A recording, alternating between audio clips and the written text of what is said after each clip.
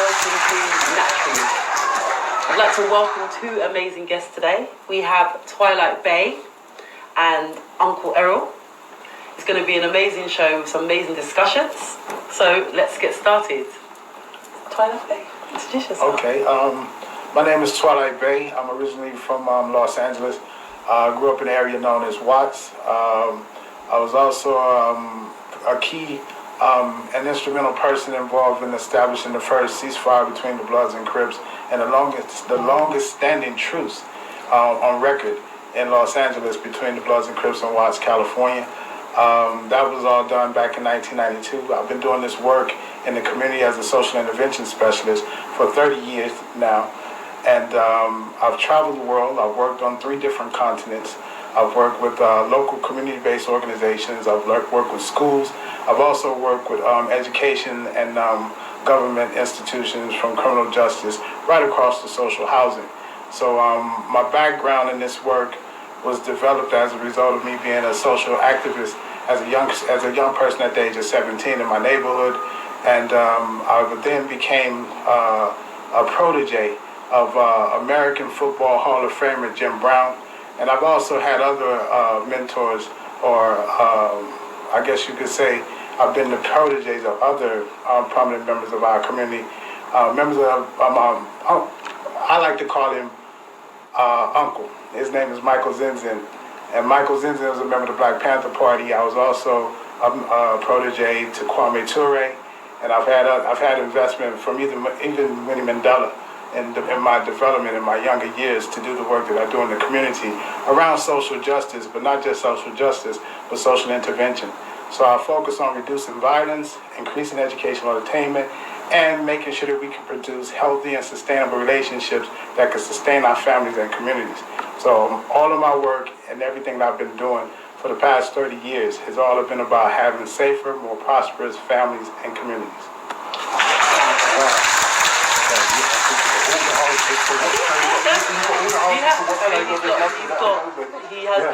He's got answers. He's a fountain of knowledge. How would you prefer to be referred to? Twilight? Yeah, just call me Twilight. That's what. Where does his name come from? It comes from. This is my parents gave me that name. It's on my passport, it's on my driver's license for everybody that want to know. Yes, that's my actual name. And the name is 2 words put together. The word twice is in TWI, and then the word knowledge, which is reflected in most of our books of faith as knowledge. So it means twice the knowledge of those my age. Wow. There's a dark side and there's a light side. And the reality is that in relations to how I grew up, I had peers who couldn't sometimes see what I could see in terms of what was going to happen in terms of the violence and crime and other things in our community. So in some cases, people would say I had the foresight of the elders, but yet I didn't have the experience to walk in the light with the elders. So I straddled this line between day and night, and that's my place. Well, they named you. Obviously, they didn't know the man that you'd grow up to be. Well, but it seems that they could see into the future because the it's name a is powerful name of what our purpose is in life, and I think that's what it was for me. I became a translator. I was able to communicate what the elders were concerned with, but I was also able to get the elders to understand what me and my peers were going through, because they didn't understand NWA and what was later called gangster rap. They thought that it was a negative influence in the community, and I had to address that. Yeah. But not only me, others had to address it as well. I had the opportunity to work with artists in our community and help other artists from other parts of the United States, particularly Chuck D, because he mentions me in his book, Rap, Race, and Reality. He quotes me in his book, and we're talking about, in my conversations with him, Sister Soldier, and others. We was helping them to understand what the context of Los Angeles was. Because for people looking from the outside looking in, they didn't have an understanding of what was actually happening in the culture, and that people weren't just blindly participating in violence, and things didn't... Similar to what's happening now, really, with drill. Yeah. You get, in the press, because it's a difficult debate. Is it music or media reflecting reality, or is it reality reflecting media? It's a bit of a cycle, but the argument a lot of the time is what we talk about is what we live in. Well, you know, I got an acronym that I use, which is RAP, which is RAPPP, a reflection of actual people, places, and practices. And my understanding from Kwame Ture is that culture comes from the people. Artists don't create culture, the people create culture. So even when there's a catchy phrase that's going around, it's the people that come up with that first. The artist hears Say it. no more. You see, you see it. You see the language, and, and then you see it reflected like on billboards and the little things that they say. So yeah. And the other thing about culture is that if a people are living in a culture of oppression, then if they're under a culture, if they're experiencing oppression, then naturally their culture should be a culture of rebellion. But when the culture is not one of rebellion, and that says that the people themselves have lost who and what they are. Their human spirits for freedom and freedom from oppression and freedom from exploitation has been lost. They've been beaten down so far that they can no longer see that they should stand against what's happening to them. They rather just try to make it work where they are. This is all I got. This is how this is, and I've had students say that like this is how I live. This is how it is. So why am I going to try to change when, regardless of what happens, I'm still going to be treated the same way? And I try to push through that. Well, no, you can change the mold. You don't have to go into that mold, but it's difficult with everything that's going on around them, I suppose. Yeah, I mean, when you live in a society that has very little positive to say about your cultural background, your heritage, and then also hides very critical information about your ancestral past, your ancestral heritage contribution to civilization of the world.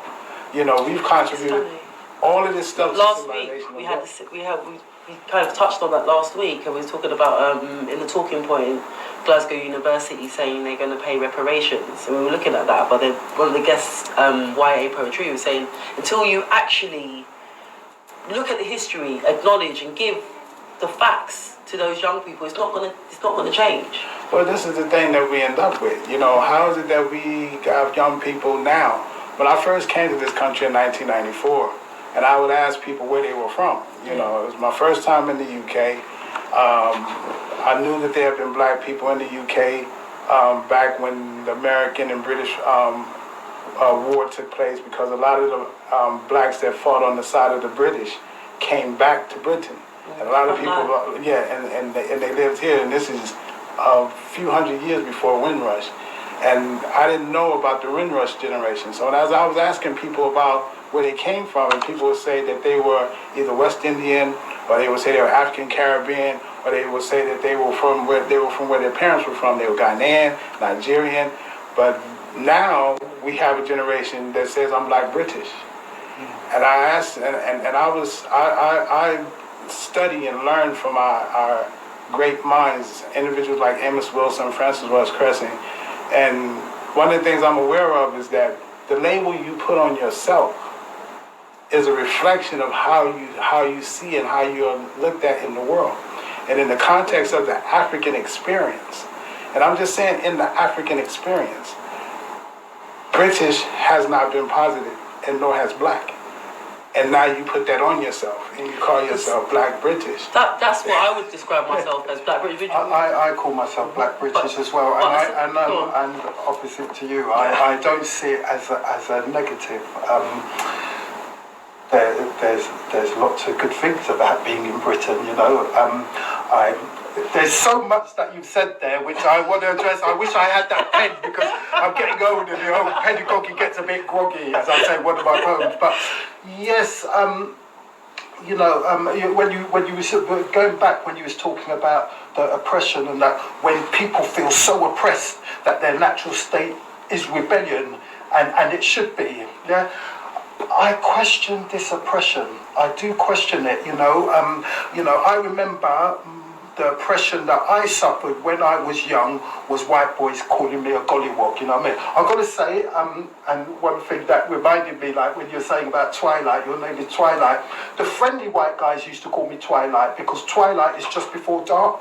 Yes. You get it? Just before dark, yeah? So that was a friendly term which was used. I am not seeing the oppression that young people are getting in Britain which is causing them to rebel in the way that you're talking about? I see lots of opportunity. Yes, I know. And I say this, I know, and people want to get angry with me and they want to fight me over it, but I see lots of opportunity. Now, in London, there are more and more people going to university than never before, you always hearing about these people. I'm the first person or I'm the second person in my whole family, generation of family, who's going to university.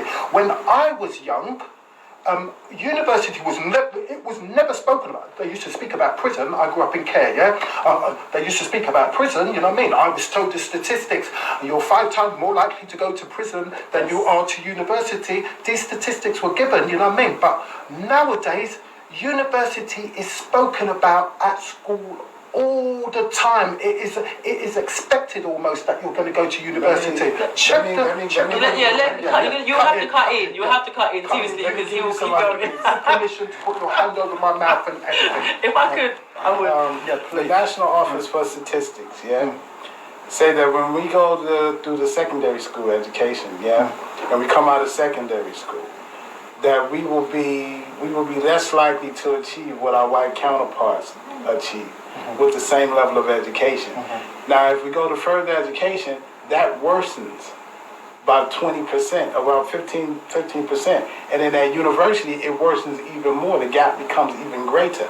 So in actuality, the more of us that go to university will find ourselves more socially and economically excluded than if we just left straight from secondary school and went straight into work. But even when we want to go straight into work, it was reported in The Guardian, I think last year, within the last 18 months, that more than 50% of African heritage young men in this country are unemployed. And they left school with the GCSEs. They have the grades, but they're not getting the jobs. So there is something wrong with the system. I don't deny that there is racism. And the current government, Theresa May, when she was the Prime Minister, commissioned a report. And the report that she commissioned was about how people of African heritage are being engaged with in the UK. And there was underachievement right across the board. And it was recognized by the Conservative government that they were not performing, they were not meeting our needs, they were not providing for our needs. And we were the ones to be at the bottom of the totem pole, pretty much right across the socioeconomic structure of this country. And that's not only here in the UK, it's the same in the US, it's the same in France. And it's like, if it's the same in France and it's the same in Holland and it's the same in the US, then what is it that we all collectively have in common that we find ourselves having this very same experience? I could live in the housing estate in Los Angeles. We call them projects. I lived in the projects. I was in Brazil, in the City of Gods, in the favelas, with the young people there that was my age that had come through their gang experience in Brazil, and we were having a discussion about where they lived and where I lived, and I was showing them pictures of where I live, and we were talking about, they were saying, well, at least they give you guys, social housing in Los Angeles. And I said, well, look, this may be what you have here. The houses are made out of irrigated, steel paneling and bricks or whatever you can find. I said, but at least you know that water over there is not good. At least you know that the steel that you use or the bricks that you use, what's actually in it. I said, but we're living in homes where there's asbestos in the walls. There's lead-based paint. There's galvanized steel pipes. So when we turn on the tap for drinking water, rusted water comes out. I say, but the perception is it's beautiful and it's a place we should be proud to live. And that's the kind of thing that I'm talking about, is that they offer us an illusion that things are okay. And for some it may appear that they're okay, but let's say you actually want to leave the country. Let's say you actually want to go and restart or reconstitute your life in a different part of the world. They have the ability to snatch you back or prevent you from going on the basis of the debt. And this is something that people don't want hanging over their heads. Okay, and so when you talk about oppression, if I can't go back to the Caribbean, if I can't go back to Africa because I got a debt to this country, I can't live there and make a certain amount of money because they want me to give them something or pay back something to them, or I was late with a payment. They can change the rules at any point in time. And we saw this with Margaret Thatcher when she changed the right to the birthright of people born in this country to their citizenship here, and pretty much took a whole generation of African Caribbean and African heritage young people who were born in this country and they don't have their citizenship because their parents didn't sort their paperwork right, didn't sort their paperwork out, and that's a form of oppression. I'm going to forget This is progress. but what I'm getting at is that they're taking actions. They're taking actions to address it. Yeah. But the problem is that each generation that's hit with that is suffering a stagnation. There's no progression. There's no progress. And with that stagnation comes other effects upon our communities and our families. Do you think black people have progressed in this country since the Windrush Revolution? What I would say is this: the same way that it's happened in the U.S. Yeah, I can show you Puffy, and people say we made it. I can show you Dr. Dre, and people say we made it. I can show you black MBAs, professionals working in Fortune 500 companies, and people will say we've made it. Yeah, and when these people are wheeled out in front of us, this is a part of the problem. And the reason why is because that's racial showcasing. They put someone up to say, look, it's way better. It's way better. It's nothing like what it was. And when you go back and you actually look at that history, we had Paul Robeson before we had Sidney Poitier. And after Sidney Poitier, we had Denzel Washington, and after him, Wesley Snipes. There's always been black professional actors that have achieved. They went in and they fought, they got in, and they achieved. Yeah, but when you look at how many of our people that are going through that process and how many of them are being excluded and barred from that process, it's still disproportionate to the status quo. From the beginning, I've said that it's not equal. And so I would say life is not equal. We cannot get anybody to say, look, let's just make a flat playing field so that we can all start in the same place. We can't. Some people are that's not what I'm saying. Better. Okay, so I'm missing the point there. What I'm saying to you is that we're constantly experiencing a state of arrested development. We feel that we're moving, but we're standing still. And the reason why I say we're standing still is because I'm a student of history. And so when I look back over our history and I see what jobs and roles and positions we played in the past, I can see those same jobs and roles that we played in the past upgraded or polished up or presented in a different package in the present.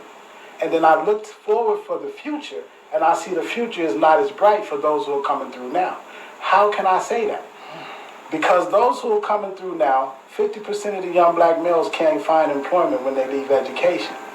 We don't have enough black entrepreneurs in this country to hire all of our black youth. So we have to rely on the dominant culture. But the dominant culture is not hiring them.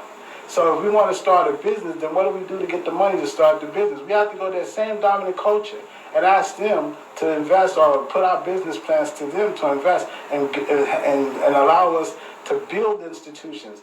And that's not happening. Even for those young black professionals who have developed those kinds of things, they're not finding the seed money.